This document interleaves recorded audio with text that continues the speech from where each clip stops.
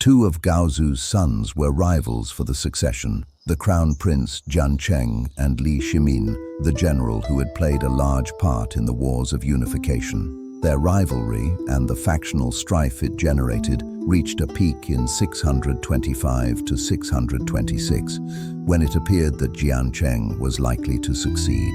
In a military coup, Li Shimin murdered Jiancheng and another of his brothers and forced his father to abdicate in his favor. He succeeded to the throne in 626 and is known by his temple name, Taizong.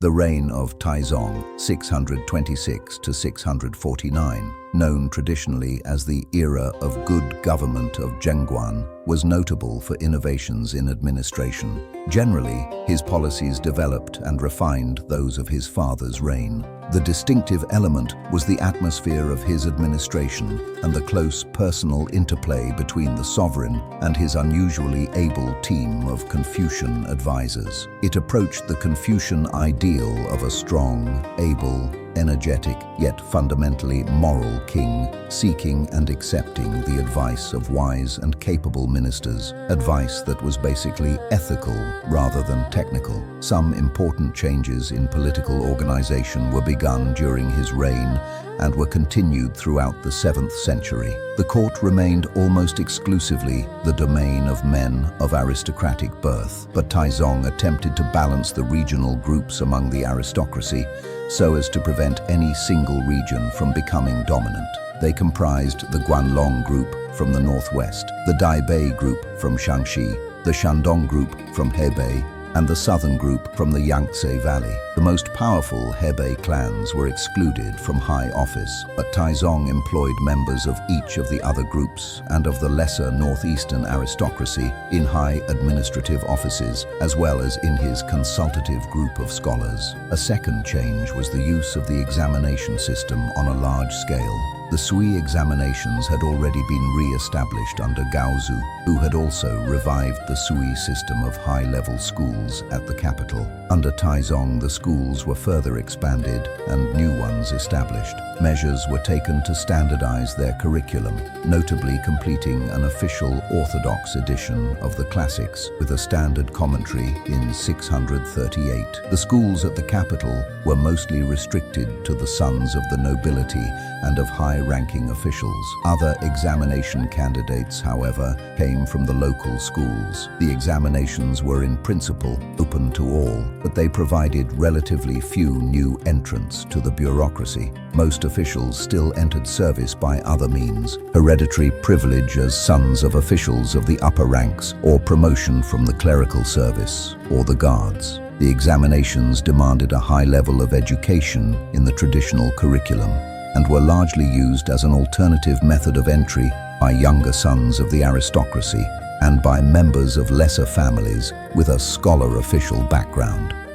Moreover, personal recommendation, lobbying examiners, and often a personal interview by the emperor played a large part. Even in late Tang times, not more than 10% of officials were recruited by the examinations. The main effect of the examination system in Tang times was to bring into being a highly educated court elite within the bureaucracy, to give members of locally prominent clans access to the upper levels of the bureaucracy, and in the long term, to break the monopoly of political power held by the upper aristocracy. Employing persons dependent on their position on the emperor and the dynasty, rather than on birth and social standing, made it possible for the Tang emperors to establish their own power and independence. In the early years, there was a great debate as to whether the Tang ought to reintroduce the feudal system used under the Zhou and the Han, by which authority was delegated to members of the imperial clan and powerful officials and generals who were enfeoffed with hereditary territorial jurisdictions. Taizong eventually settled on a centralized form of government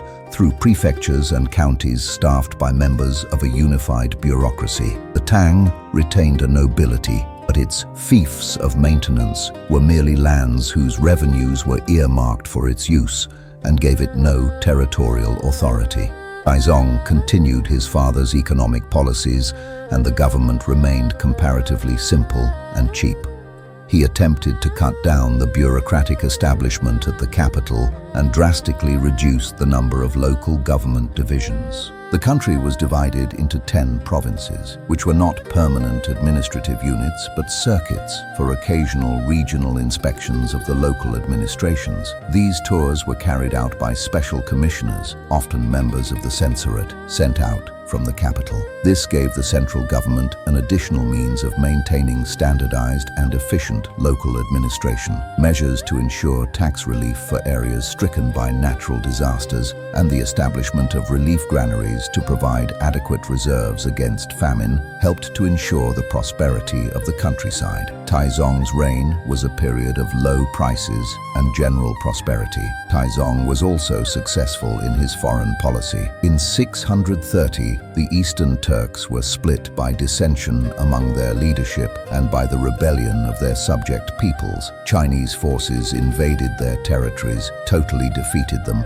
and captured their Khan, and Taizong was recognized as their supreme sovereign, the Heavenly Khan. A large number of the surrendered Turks were settled on the Chinese frontier, and many served in the Tang armies. A similar policy of encouraging internal dissension was later practiced against the Western Turks, who split into 2 separate khanates for a while. In 642 to 643, a new Khan re-established a degree of unified control with Chinese support and agreed to become a tributary of the Chinese. To seal the alliance, Taizong married him to a Chinese princess. The eclipse of Turkish power enabled Taizong to extend his power over the various small states of the Tarim Basin. By the late 640s, a Chinese military administration had extended westward even beyond the limits of present-day Xinjiang. To the north, in the region of the Orkhon River, and to the north of the Ordos,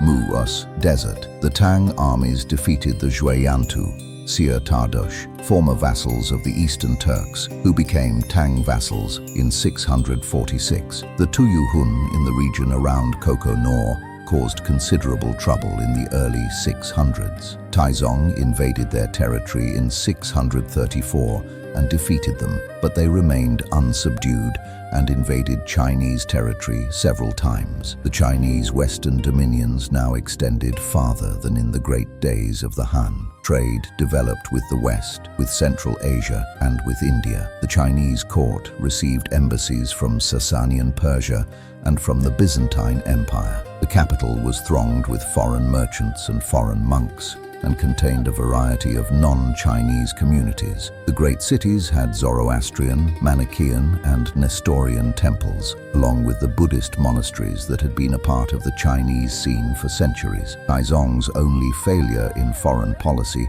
was in Korea. The northern state of Koguryo had sent tribute regularly, but in 642, there was an internal coup. The new ruler attacked Silla, another Tang vassal state in southern Korea. Taizong decided to invade Koguryo against the advice of most of his ministers. The Tang armies, in alliance with the Khitan in Manchuria and the 2 southern Korean states, Paekje and Silla, invaded Koguryo in 645, but were forced to withdraw with heavy losses. Another inconclusive campaign was waged in 647, and the end of Taizong's reign was spent in building a vast fleet and making costly preparations for a final expedition. Taizong's last years were also marked by a decline in the firm grasp of the emperor over politics at his court. In the 640s, a bitter struggle for the succession developed when the designated heir was passed over and eventually banished for behavior that Taizong deemed unacceptable. The court split into factions supporting various candidates. The final choice, Li Ji,